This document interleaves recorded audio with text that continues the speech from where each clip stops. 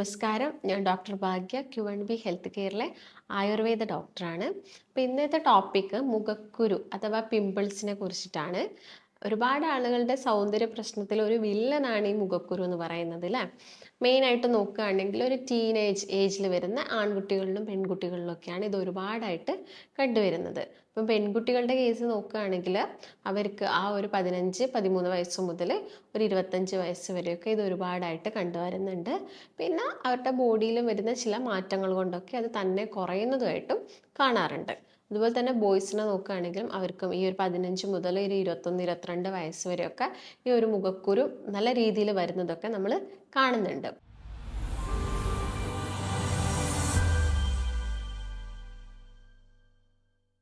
മുഖക്കുരു വരാനുള്ളൊരു main reason ബോഡിയിൽ നടക്കുന്ന ഹോർമോണിൻ്റെ ഒരു ഇംബാലൻസ് മാത്രമല്ല, പല കാരണങ്ങളുണ്ട്.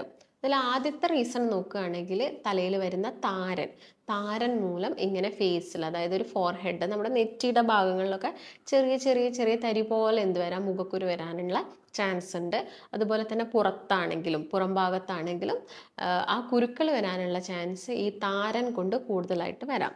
അപ്പം അതിന് വേണ്ടിയിട്ട് നിങ്ങളിപ്പോൾ ഫേസിൻ്റെ ആ ഒരു ഫോർഹെഡിൽ എന്തൊക്കെ അപ്ലിക്കേഷൻസ് ചെയ്താലും അത് കുറയണമെന്നില്ല. അപ്പോൾ ആദ്യം ട്രീറ്റ് ചെയ്യേണ്ടത് താരനാണ്. താരൻ ട്രീറ്റ് ചെയ്യുമ്പോൾ ഈ ഒരു കണ്ടീഷൻസ് തന്നെ അങ്ങ് കുറഞ്ഞോളും.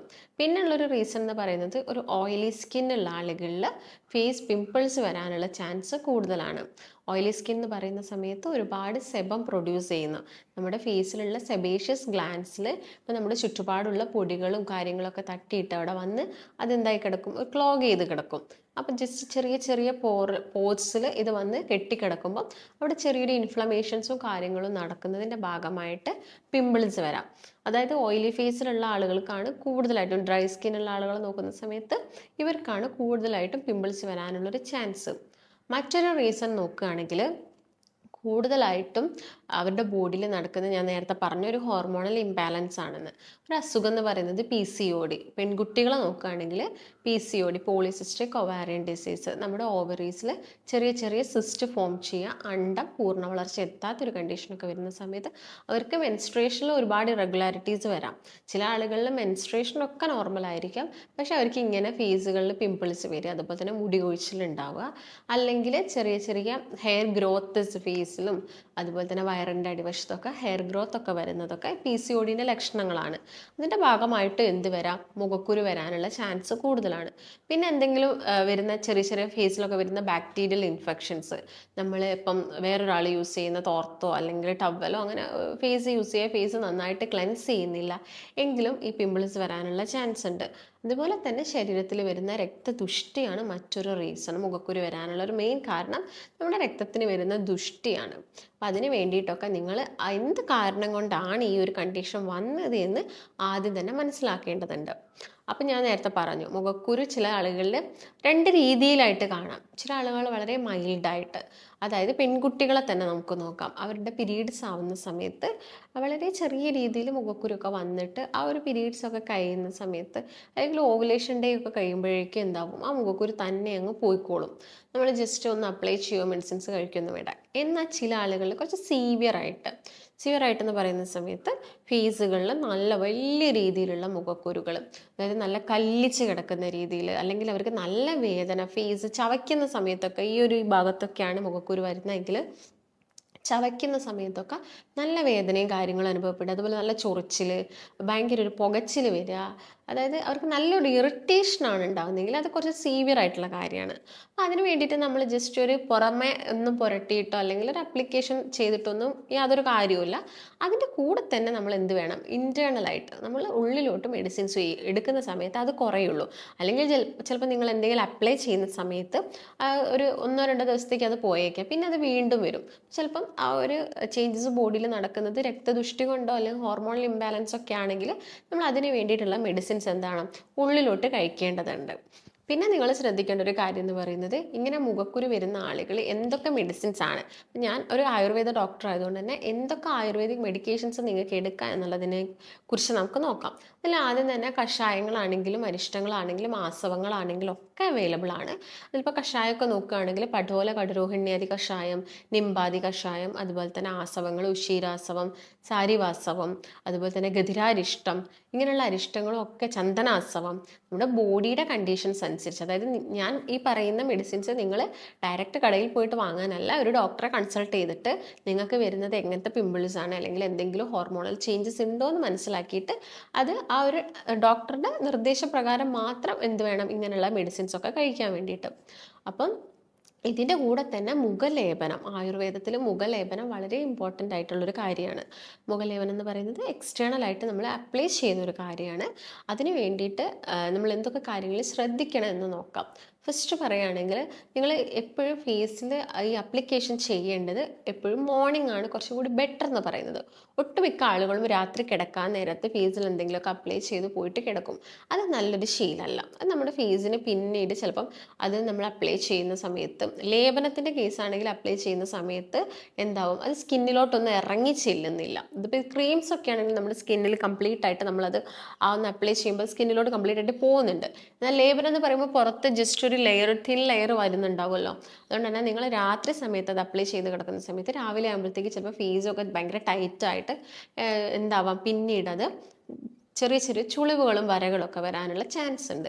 അപ്പോൾ എപ്പോഴും ബെറ്റർ മോർണിംഗ് ടൈമാണ്. മോർണിംഗ് സമയത്ത് നിങ്ങൾ ഫേസൊക്കെ നന്നായിട്ട് കഴുകുക. അതായത് ഇളം ചൂടുവെള്ളത്തിൽ അല്ലെങ്കിൽ സാധാ നമ്മുടെ പച്ചവെള്ളത്തിൽ മുഖം കഴുകുക. അല്ലാതെ നല്ല ചൂടുവെള്ളത്തിലോ നല്ല തണുത്ത വെള്ളത്തിലോ ഫേസിൽ പിമ്പിൾസ് ഉള്ള ആളുകൾ കഴുകാൻ പാടില്ല. ഈ ഒരു വെള്ളത്തിൽ മുഖം കഴുകുക, അല്ലെങ്കിൽ പേരക്ക ഇട്ട് തിളപ്പിച്ച വെള്ളത്തിൽ മുഖമൊക്കെ കഴുകുന്ന സമയത്ത് ആ ഫ്രഷ്നെസ്സും അതുപോലെ തന്നെ ആ ഇൻഫ്ലമേഷൻസും ഒക്കെ കുറയ്ക്കാൻ വേണ്ടിയിട്ട്, പസ്സൊക്കെ ഉണ്ടെങ്കിൽ അതൊക്കെ തന്നെ എന്താവും, തന്നെ പുറത്തോട്ട് വരുന്നതൊക്കെ നമുക്ക് കാണാൻ സാധിക്കും. അതിനുശേഷം മാത്രം എന്ത് വേണം അപ്ലൈ ചെയ്യാൻ വേണ്ടിയിട്ട്, മുഖലേപനം അപ്ലൈ ചെയ്യാൻ വേണ്ടിയിട്ട്. ആ ലേപനം എന്ന് പറയുന്നത് നമ്മുടെ ഫേസിൽ കംപ്ലീറ്റ് ആയിട്ട് തന്നെ അപ്ലൈ ചെയ്യുക. കണ്ണിൻ്റെ താഴ്ഭാഗം ഒഴിച്ചിട്ട് ബാക്കി എല്ലാ ഒരു ഏരിയയിലും, അതുപോലെ തന്നെ മൂക്കിൻ്റെ ഈ ഒരു സൈഡ് ഒഴിച്ചിട്ട് ബാക്കിയുള്ള എല്ലാ ഏരിയയിലും നിങ്ങൾക്ക് എന്ത് ചെയ്യാം, മുഖലേപനം അപ്ലൈ ചെയ്യാവുന്നതാണ്. അപ്പോൾ എന്തൊക്കെ മുഖലേപനമാണ് മെയിനായിട്ട് പറയുന്നതെന്ന് വെച്ചാൽ, ബേണിംഗ് സെൻസേഷനും അതുപോലെ തന്നെ അവർക്ക് ചൊറിച്ചിലും കാര്യങ്ങളും ഉണ്ടെങ്കിൽ നമ്മൾ മെഡിസിൻസ് ചേഞ്ച് ആക്കും. അല്ലെങ്കിൽ നമുക്ക് എന്ത് ചെയ്യാം, നോർമലി ഒക്കെ ആണെങ്കിൽ നമുക്ക് ത്രിഫല ചൂർണം, എല്ലാ കടകളിലും ആയുർവേദിക് കടകളിലും അവൈലബിൾ ആയിട്ടുള്ള ചൂർണ്ണമാണ് ത്രിഫല ചൂർണം. 3 ദോഷത്തിനെയും ശമിപ്പിക്കാൻ വേണ്ടിയിട്ട് നമുക്ക് എന്ത് ചെയ്യാം, ത്രിഫല ചൂർണം സാധാ ഇളം ചൂടുവെള്ളത്തിൽ മിക്സ് ചെയ്തിട്ട് അല്ലെങ്കിൽ തേനിൽ മിക്സ് ചെയ്തിട്ടൊക്കെ നമുക്ക് പിമ്പിൾസ് ഉള്ള ഭാഗത്തോ അതുപോലെ തന്നെ ബാക്കിയുള്ള എല്ലാ ഭാഗങ്ങളിലും എന്ത് ചെയ്യാം, അപ്ലൈ ചെയ്ത് കൊടുക്കാം. ഇതിൻ്റെ കൂടെ തന്നെ നിങ്ങൾക്ക് ത്രിഫല ചൂർണം ഇളം ചൂടുവെള്ളത്തിൽ മിക്സ് ചെയ്തിട്ട് ഒരു നിത്യവിരേചനം പോലെ തന്നെ എല്ലാ ദിവസവും രാത്രിയൊക്കെ കഴിക്കാവുന്നതാണ്. വിരേചനം എന്ന് പറയുന്നത് നമ്മുടെ ബോഡിയിൽ പർഗേഷനാണ്. നമ്മുടെ ബോഡിയിലുള്ള ഡീടോക്സിഫിക്കേഷൻ ചെയ്യുക, അതായത് മാലിന്യമൊക്കെ പുറത്തോട്ട് തള്ളാൻ വേണ്ടിയിട്ട്. അപ്പം നിങ്ങൾ എന്തെങ്കിലും മെഡിക്കേഷൻസ് ഒക്കെ സ്റ്റാർട്ട് ചെയ്യുന്നുണ്ടെങ്കിൽ നിങ്ങളൊരു വിരേചനം ചെയ്തിട്ടൊക്കെ മെഡിസിൻസ് തുടങ്ങുന്നത് കുറച്ചും കൂടി ബോഡിക്ക് ആ ഒരു മെഡിസിൻ്റെ അബ്സോർപ്ഷൻ കൂട്ടാൻ വേണ്ടി സഹായിക്കും. അപ്പം ഇങ്ങനെയുള്ളത് ചെയ്യാൻ വേണ്ടി ശ്രദ്ധിക്കുക. പിന്നെ ഞാൻ നേരത്തെ പറഞ്ഞ പോലെ തന്നെ ത്രിഫല ചൂർണം അപ്ലൈ ചെയ്യുക, അല്ലെങ്കിൽ നിംബ ചൂർണവും ത്രിഫല ചൂർണവും കസ്തൂരി മഞ്ഞളും കൂടി മിക്സ് ചെയ്തിട്ട് നിങ്ങൾക്ക് ഫേസ് കംപ്ലീറ്റ് ആയിട്ട് അപ്ലൈ ചെയ്യാവുന്നതാണ്. അല്ലെങ്കിൽ നിംബ ഹരിദ്രാദി ചൂർണ്ണമൊക്കെ അവൈലബിൾ ആണ്. അത് വാങ്ങിയിട്ടോ നിങ്ങൾക്ക് ആ ഒരു ഭാഗത്ത് നല്ല രീതിയിൽ അപ്ലൈ ചെയ്ത് കൊടുക്കാം. അല്ലെങ്കിൽ ഏലാദി ചൂർണം ആകുന്ന സമയത്ത് നിങ്ങൾക്ക് ചൂടുവെള്ളത്തിലോ അല്ലെങ്കിൽ തേനിലൊക്കെ മിക്സ് ചെയ്തിട്ട് ഫേസിലൊക്കെ അപ്ലൈ ചെയ്ത് കൊടുക്കാവുന്നതാണ്. അതുപോലെ തന്നെ ഇപ്പം ആയുർവേദ കടകളിലൊക്കെ അവൈലബിൾ ആണ് മുഖദൂഷികാരി ലേപം. ഈ മുഖദൂഷികാരി ലേപവും നിങ്ങൾക്ക് ഫേസിലൊക്കെ അപ്ലൈ ചെയ്ത് കൊടുക്കാം. ഒരു ലേപങ്ങളും നിങ്ങൾ രാത്രി അപ്ലൈ ചെയ്തിട്ട് രാവിലെ കഴുകിക്കളയേണ്ട. ബെറ്റർ ടൈം എപ്പോഴും രാവിലെയാണെന്ന് ഞാൻ പറഞ്ഞു.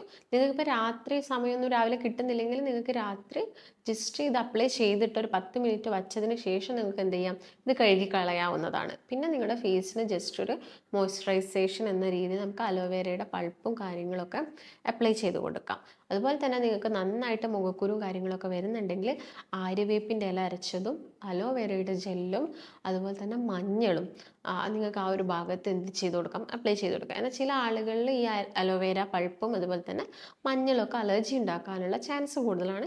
അങ്ങനെയുള്ള ആളുകളാണെങ്കിൽ നിങ്ങൾക്ക് ഒരു 1-2 ദിവസം അപ്ലൈ ചെയ്യുമ്പോൾ തന്നെ അത് വല്ലാതെ കുറയുകയാണ്, അല്ലെങ്കിൽ ചില ആളുകൾ ഇച്ചിങ് ഒക്കെ കൂടാൻ ചാൻസ് ഉണ്ട്. അതൊക്കെ നോക്കിയിട്ട് നിങ്ങൾക്കത് വേണമെങ്കിൽ എന്ത് ചെയ്യാം, അപ്ലൈ ചെയ്ത് കൊടുക്കാം. ഇല്ലെങ്കിൽ നിങ്ങൾക്കത് ഡ്രോപ്പ് ചെയ്യാം. ഇതൊക്കെയാണ് ചെയ്യേണ്ടത്. അതുപോലെ തന്നെ എന്തെങ്കിലുമൊക്കെ അപ്ലൈ ചെയ്തിട്ട് ആവി കൊള്ളാനും കൂടി ശ്രദ്ധിക്കുക. ഫേസിൽ ആവി കൊള്ളുന്ന സമയത്ത് ആ ഒരു പോർസൊക്കെ എന്താവും കുറച്ചും കൂടി ഒന്ന് ക്ലോഗ് ആവുന്നത് അവിടെ ജസ്റ്റ് ഈ ഡസ്റ്റും കാര്യങ്ങളൊക്കെ വന്ന് അടിഞ്ഞ് കിടക്കുന്നതൊക്കെ എന്ത് ചെയ്യാൻ പറ്റും, നമുക്ക് റിമൂവ് ആക്കാൻ പറ്റും. അതിനുശേഷം എന്ത് ചെയ്യാം, ഫേസിൽ അപ്ലിക്കേഷനും കാര്യങ്ങളൊക്കെ നടത്തുക. ഇതിൻ്റെ കൂടെ തന്നെ നിങ്ങൾ കോസ്മെറ്റിക്സ് ഒക്കെ ഒരുപാട് യൂസ് ചെയ്യുന്ന ആളുകളാണെങ്കിൽ അതിൻ്റെയൊക്കെ ഉപയോഗം മാക്സിമം കുറയ്ക്കാൻ വേണ്ടിയിട്ട് തന്നെ ശ്രദ്ധിക്കുക. ജസ്റ്റ് പുറത്ത് പോകുന്ന സമയത്ത് ഒരു സൺ ക്രീം എങ്ങാനും യൂസ് ചെയ്യുക, അല്ലാതെ ഓവറായിട്ടുള്ള മേക്കപ്പ് പ്രൊഡക്ട്സ് ഇങ്ങനെ ലെയർ ബൈ ലെയർ ആയിട്ട് യൂസ് ചെയ്യുന്നതൊക്കെ മാക്സിമം കുറയ്ക്കുക. അതുപോലെ തന്നെ ടവലൊക്കെ എപ്പോഴും ക്ലീൻഡ് ആയിട്ടുള്ള ടവൽസും കാര്യങ്ങളൊക്കെ യൂസ് ചെയ്യുക. അതുപോലെ തന്നെ ഓവറായിട്ട് പ്രഷർ ചെയ്തിട്ട് ഫേസ് മസാജ് ചെയ്യാം.